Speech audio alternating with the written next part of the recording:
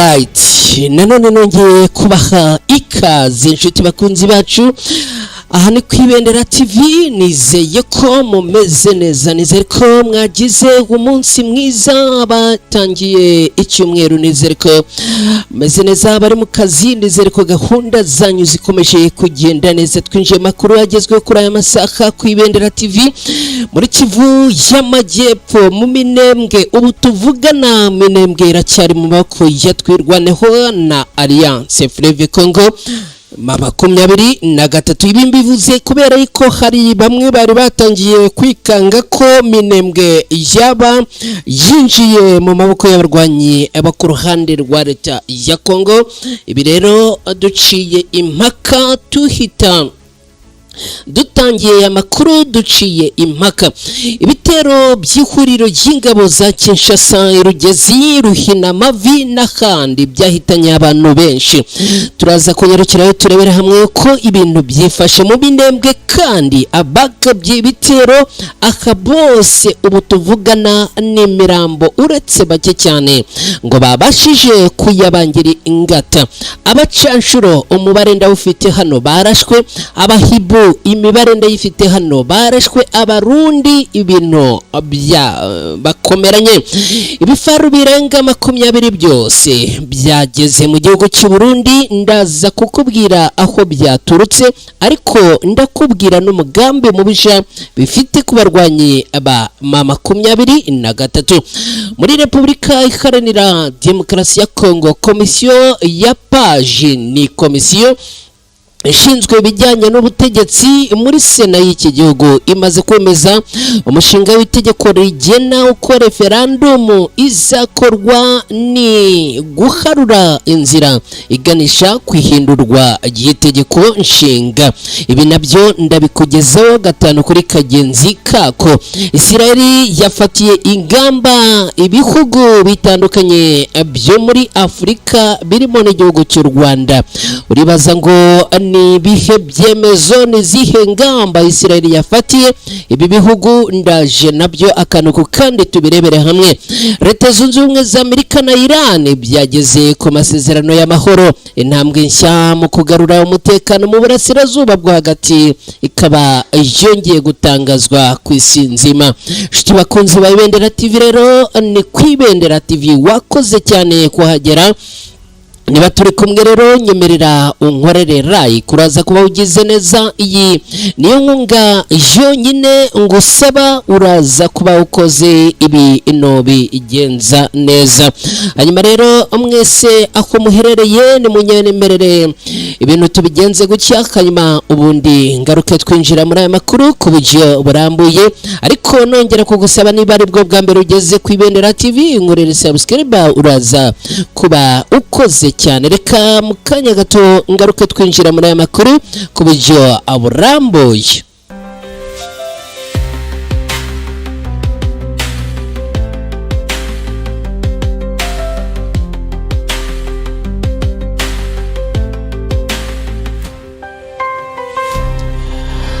Alright, nanone nongeye kubaha ikaze inshuti bakunzi bacu mwese aho muherereye. Nizere ko mukomeje kugira uwa mbere mwiza. Uyu munsi ni kwa mbere tariki 15 Kamena muri uyu mwaka w'2026. Abantu muherereye mu gihugu cy'u Rwanda mbahaye yambo. Abantu mudukurikiye muherereye mu bihugu nka Uganda, Kenya, Tanzania, Uburundi, Repubulika Iharanira Demokarasi ya Kongo, Zambia, Sudan, Malawi, Mozambique n'ahandi, namwe ikaze. Abantu mudukurikiye muherereye mu Buholandi, muri Leta Zunze Ubumwe za Amerika, muri Canada, muri Australia n'ahandi hatandukanye, namwe mwese tubahaye ikaze muri aya makuru agezweho kuri aya masaha. Dukubita twihuta tubangura, ni munyemerere duhite twinjira makuru nyamukuru. Twahereye muri Kivu y'Amajyepfo mu Minembwe. Ubu tuvugana Minembwe iracyari mu maboko y'abarwanyi batwirwaneho ndetse na Alliance Fleuve Congo 23. Amakuru aturuka mu misozi miremire ya Minembwe muri teritwari ya Fizi mu ntara Kivu y'Amajyepfo aravuga ko agace ka Minembwe kagikomeje kugenzurwa n'abarwanyi batwirwaneho bafatanyije na Alliance Fleuve Congo 23, nubwo mu minsi irimo kugenda izamuka uko iminsi simburana. Hakomeje gukwirakwira amakuru avuga ko ingabo za FARDC iz'u Burundi ndetse n'abarwanya ba Wazalendo ngo bamaze kwinjira muri aka gace. Reka ibi ni igihuha cyambaye ubusa nk'uko byatangajwe n'ibinyamakuru bitandukanye bikorera muri aka karere. Nta makuru yemejwe n'inzego zigenga cyangwa abashinzwe umutekano yigeze agaragaza ko Minembwe centre yaba yafashwe n'ingabo zo ku ruhande rwa leta ya Kongo, ahubwo amakuru ahari aravuga yuko imirwano ikomeje,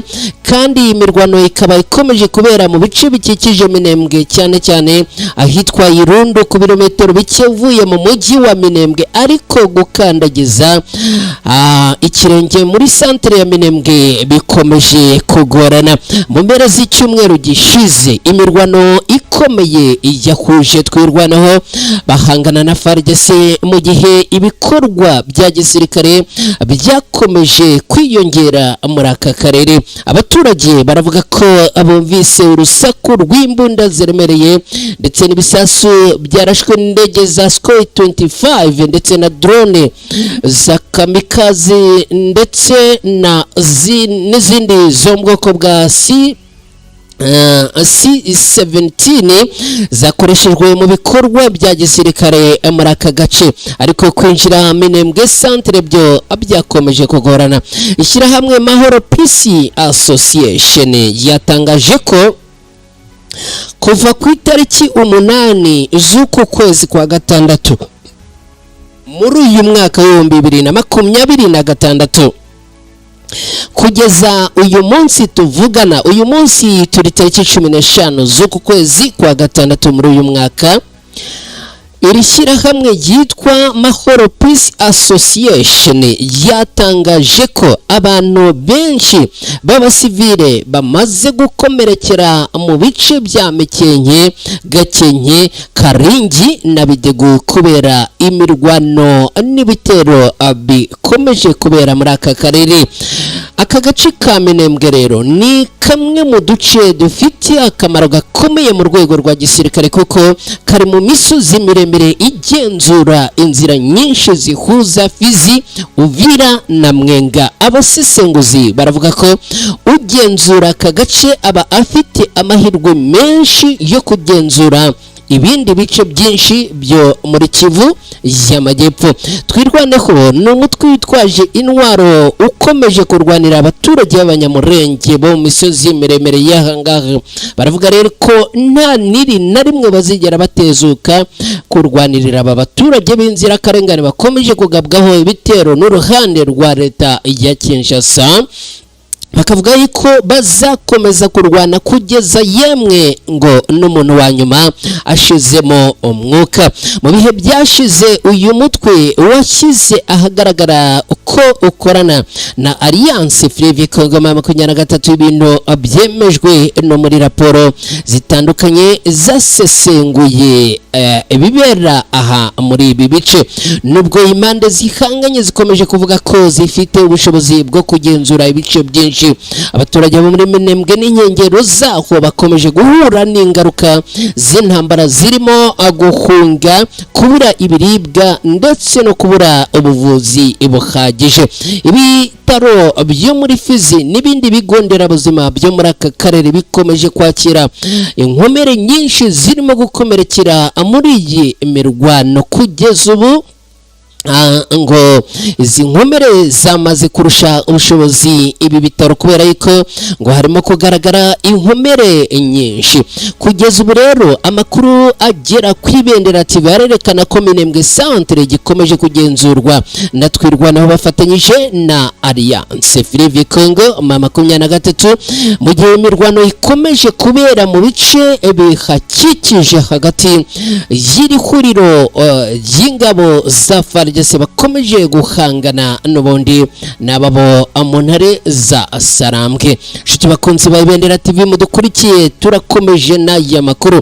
Reka noneho tuvuye muri iyo nkuru rero twerekeze muri bitero bikomeye cyane byongeye kugabwa Irugezi na Ruhina Mavi. Amakuru agera ku Ibendera TV yatangajwe n'abarwanyi ba Alliance Fleuve Congo M23 aravuga ko kuva mu gitondo cyo ku munsi w'ejo tariki 14 Kamena muri uyu mwaka ihuriro ry'ingabo za leta ya Repubulika Iharanira Demokarasi ya Congo FARDC n'imitwe bafatanyije yitwaje intwaro iri kumwe cyangwa se izwi nka Wazalendo n'igisirikare cy'u Burundi bakomeje kugaba ibitero bikomeye mu bice bitandukanye byo misozi miremere ya Minembwe by'umwihariko Irugezi, Ruhina Mavi, Bidegu na Mike. Nkuko aya makuru abivuga ibi bitero abirimo kugabwa hakoreshejwemo indege zitagira abapilote zizwi nka drone. Ibi rero bikaba bikomeje guteza umutekano muke bikandi ngo byatumye abaturage benshi bahunga dore ko ari ibitero birimo gukoreshwa mo abasirikare bo ku butaka, imbunda ziremereye n'izoroheje, indege zitagira abapilote ndetse n'ibindi bikoresho bya gisirikare bitandukanye. Uru ruhande ruvuga ko ibi bitero birimo kugira ingaruka zikomeye ku baturage basanzwe batuye muri utu duce, aho bamwe ngo bahasize ubuzima mu gihe abandi bahungiye mu bice bifatwa nk'ibitekanye. Abaturage bo muri utu duce bavuga ko bumvishe urusaku rw'amasasu menshi kuva amasaha ya kare yo mu gitondo cyo ku munsi w'ejo, ariko no kuri uyu munsi ngo akaba ari uko byaramutse. Ibintu rero bikomeje gutera ubwoba n'ihungabana rikomeye mu baturage.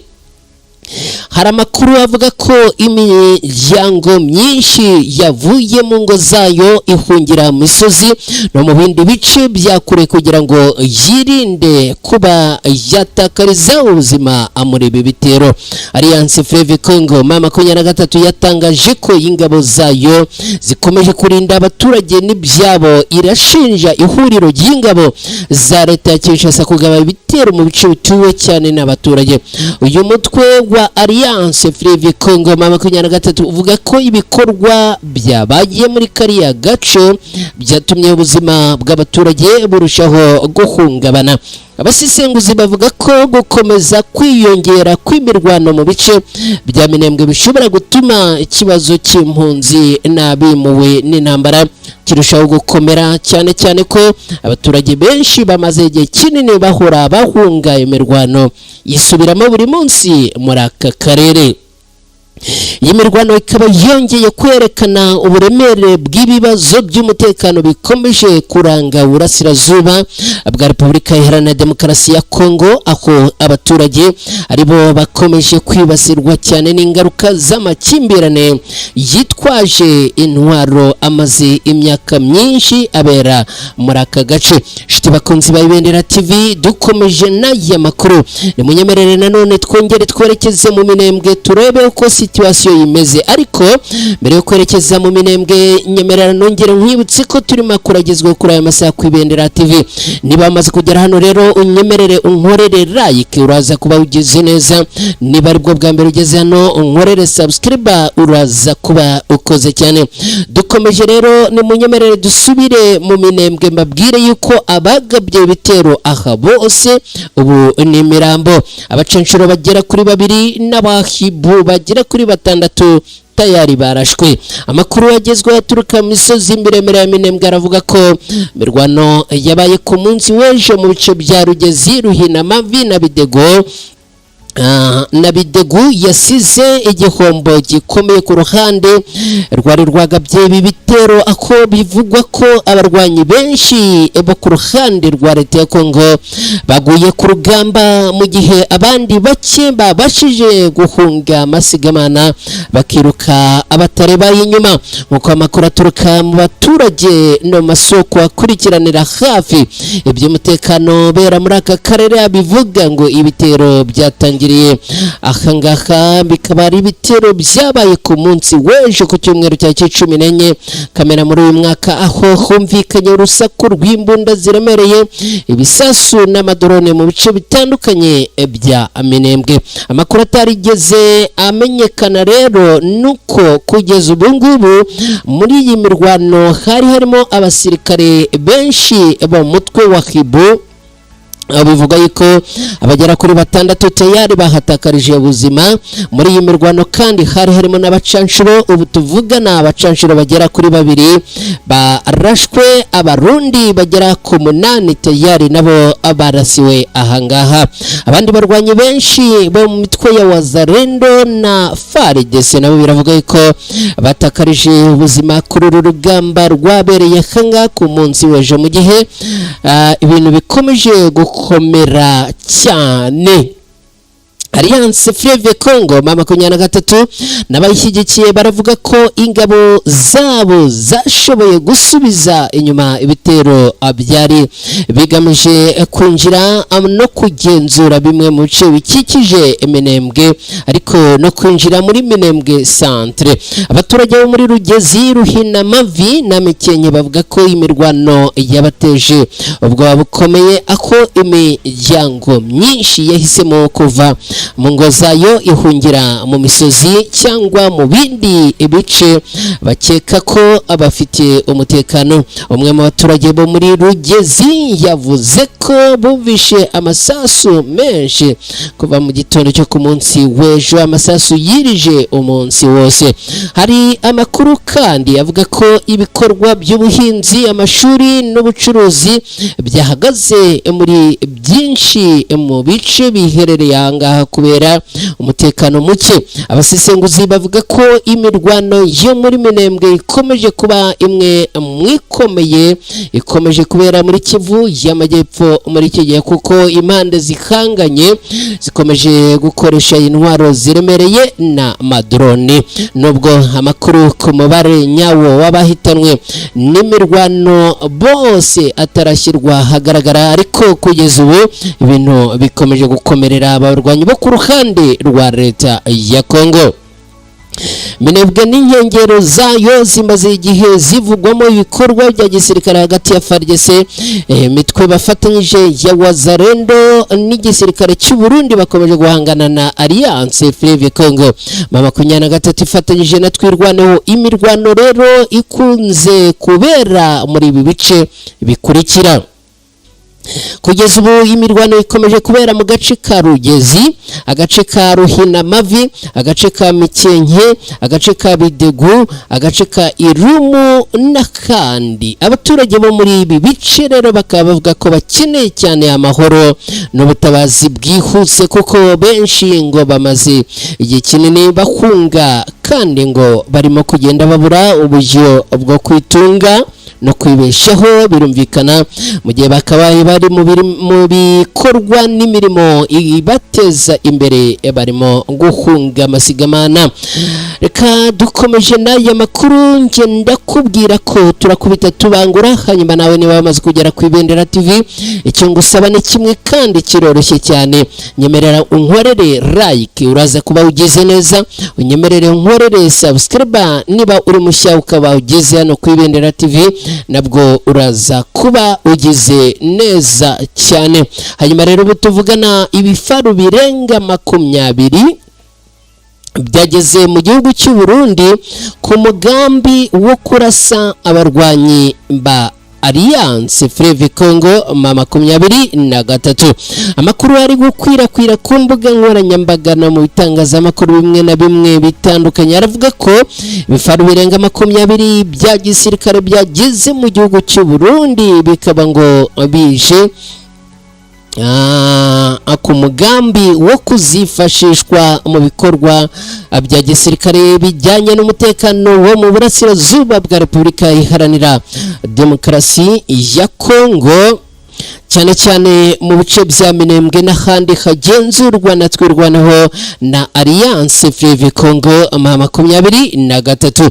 Bamwe mu batangaza aya makuru baravuga ko ibyo bifaru byaba ngo byagejejwe mu Burundi mu rwego rwo kongerera imbaraga ingabo z'iki gihugu ziri mu bikorwa bya gisirikare byo mu karere byo mu turere dutandukanye, cyane cyane nko muri Repubulika Iharanira Demokarasi ya Kongo.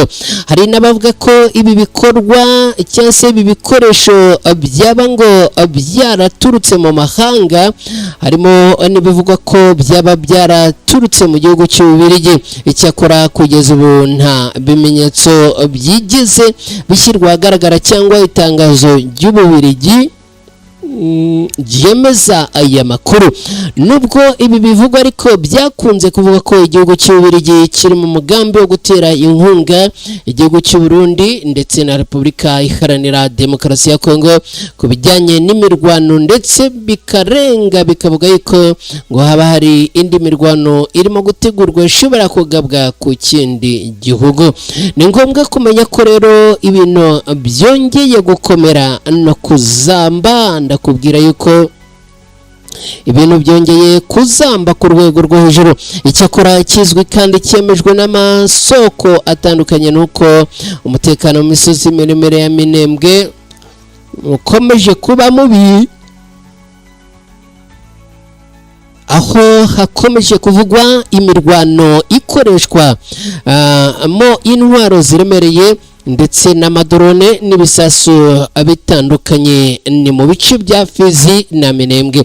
Abasesenguzi baravuga ko iyo havuzwe iyoherezwa ry'ibikoresho biremereye bya gisirikare mu karere kamaze igihe karimo intambara, abaturage bahita bagira impungenge ko bishobora gusobanura ko hari ibikorwa bishya bya gisirikare biri gutegurwa, ariko kandi basaba ko amakuru nk'aya yajya atangazwa mu buryo buri official, bagatunga agatoki uruhande rwa leta ya Kongo rudakunda gutanga amakuru mu buryo bworoshye. Mu gihe amakuru akomeje gukwirakwira rero, abaturage bo mu Minembwe, Mikenke, Rugezi na Bidegu bakomeje gusaba amahoro n'umutekano kuko aribo bakomeje kugerwaho ingaruka zikomeye n'imirwano imaze igihe muri aka karere. Shiti bakunzi ba Ibendera TV rero dukomeje n'aya makuru, ni munyemerere nanone twongere twimukire mu yindi inkuru ikomeye kandi igezweho aya masaha. Unyemerere twimukire muri iyi nkuru ivuga yuko iby'itegeko nshinga birimo kugenda biherera ku ruhande rumwe muri Repubulika Iharanira Demokarasi ya Kongo. Komisiyo ya Paji muri Sena yemeje umushinga w'itegeko rigena uko referendum izakorwa. Mbibutse ko iyi referendum yashyizweho mu mugambi wo guhindura itegeko nshinga ry'iki gihugu. Komisiyo ya Politiki, Ubuyobozi n'Amategeko ni PAG ni muri Sena ya Repubulika Iharanira Demokarasi ya Kongo yemeje raporo ku mushinga w'itegeko rigena uburyo referendum izategurwa ikanashyirwa mu bikorwa muri iki gihugu. Ibi byabaye ku itariki ya 14 ubwo ni ku munsi w'ejo tariki 14 Kamena muri uyu mwaka.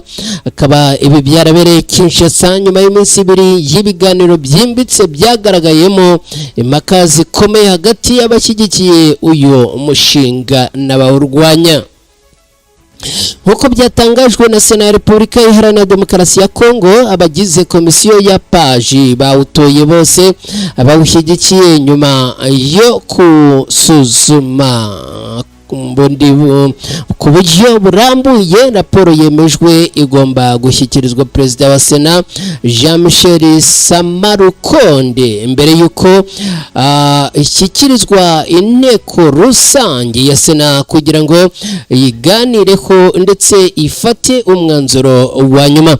Umushinga w'itegeko wari usanzwe waramaze kwemezwa n'inteko ishinga amategeko umutwe w'abadepite. Abawushyigikiye bavuga ko ari itegeko rikenewe kugira ngo igihugu kigire umurongo ufatika.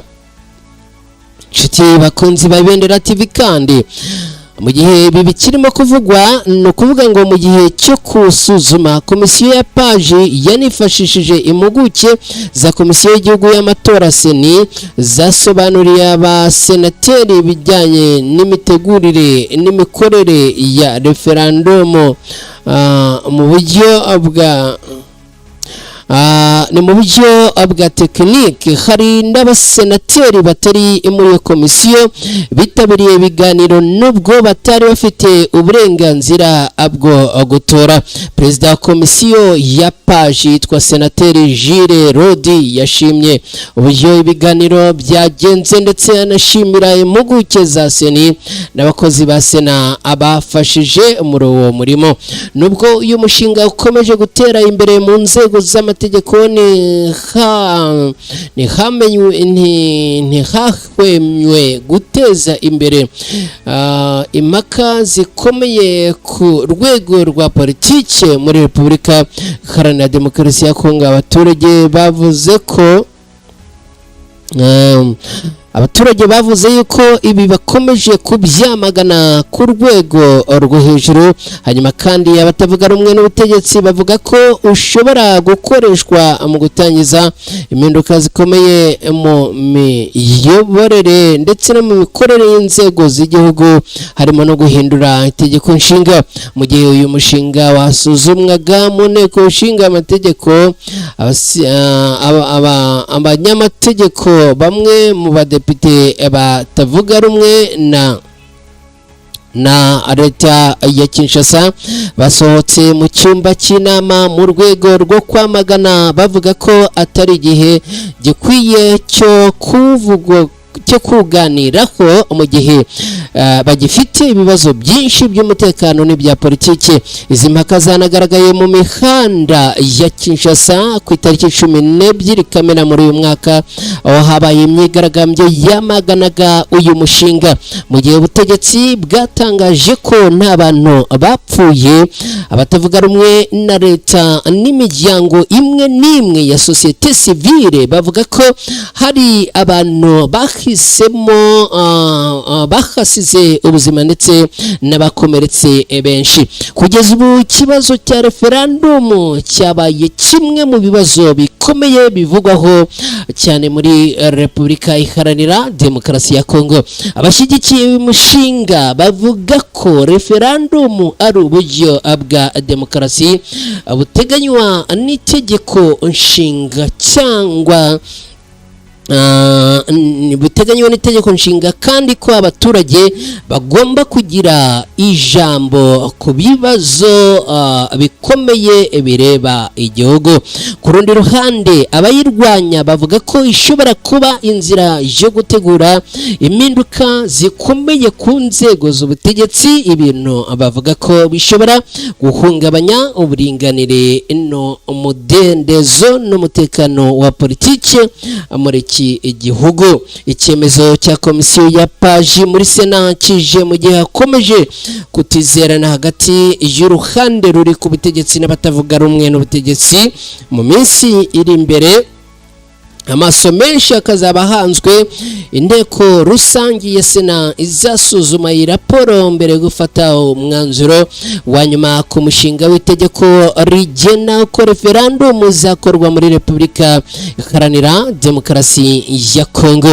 Nshuti bakunzi ba Ibendera TV mudukurikiye rero, nimunyemerere dukomeze n'aya makuru tuyerekeze muri ingingo nayo ikomeye cyane. Ubu tuvugana Israel yafatiye ingamba zikomeye kandi zikarishye ibihugu birimo n'igihugu cy'u Rwanda. Nshuti bakunzi ba Ibendera TV, kubera icyorezo cya Ebola igihugu cya Isiraheli cyatangaje ingamba nshya zigamije gukumira ikwirakwira ry'icyorezo cya Ebola zireba abaturage baturuka mu bihugu bimwe byo muri Afurika birimo u Rwanda, Uganda, Kenya, Sudani y'Epfo na Repubulika Iharanira Demokarasi ya Kongo. Uko byatangajwe n'ishami rya Isiraheli rishinzwe kugenzura imipaka, aya mabwiriza yatangiye gushyirwa mu bikorwa kuva tariki 10 Kamena muri uyu mwaka. Amasosiyete y'indege yasabwe kutemerera abaturage bo muri bihugu kwinjira mu ndege zerekeza muri Isiraheli.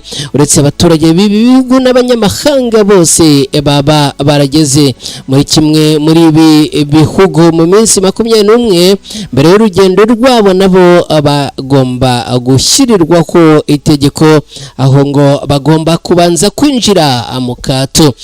Nshuti bakunzi ba Ibendera TV, mudukurikiye munyemerere tunarebera hamwe bijyanye n'iyi nkuru ivuga cyase igaruka kuri Leta Zunze Ubumwe za Amerika. Makuru agera ku Ibendera TV baravuga ko Amerika na Irani bageze ku masezerano y'amahoro n'intambwe nshya mu kugarura umutekano mu burasirazuba bwo hagati, mu gihe isi yari imaze amezi kurikiranira hafi intambara n'umwuka mubi wari hagati ya Leta Zunze Ubumwe za Amerika na Iran. Amakuru agezweho aravuga ko impande zombi zamaze kugera ku masezerano y'amahoro ashobora guhagarika ibikorwa bya gisirikare no kugarura ituze mu karere ku burasirazuba bwo hagati. Aya makuru yatangajwe bwa mbere na Minisitiri w'Intebe wa Pakistan yitwa Shehbaz Sharif, wavuze ko ibiganiro byari bimaze igihe bikorwa hagati y'impande zombi byatanze umusaruro ushimishije. Pakistani ni kimwe mu bihugu byagize uruhare rukomeye mu guhuza Washington na Tehran kugira ngo hashakwe umuti urambye w'aya makimbirane. Nkuko byatangajwe, impande zombi zemeye guhagarika ibikorwa byose bya gisirikare byari bimaze amezi biteza umutekano muke mu karere. Perezida wa Amerika bwana Donald Trump nawe yemeje ko ubwumvikane bwamaze kugerwaho, avuga ko aya masezerano ashobora gufungura urundi rugendo rushya rwa diplomasi hagati y'ibihugu byombi. Amakuru kandi avuga ko amasezerano arimo ingingo zitandukanye zirimo guhagarika imirwano, kongera gufungura umuhora wa Hormuz unyuramo igice kinini cya peteroli ikoreshwa mu isi yose, no gukomeza ibiganiro ku bibazo bya gahunda ya Iran ya nuclear, cyane ko iki cyari mu bibazo byatumye umubano hagati y'ibihugu byombi uzamba. Nshuti bakunzi ba Ibendera TV, mudukurikiye muri aya makuru rero nimuyemerere mbashimire cyane mwe mwese mwabanye natwe kuva aya makuru atangiye kugeza ubu twerekeje ku musozo. Mwakoze cyane kandi mwagize neza. Hanyuma rero areka nanjye mbashimire, ubundi twerekeze ku musozo w'aya makuru. Mwirirweho, amugira amahoro n'amahirwe, Imana ibarinde.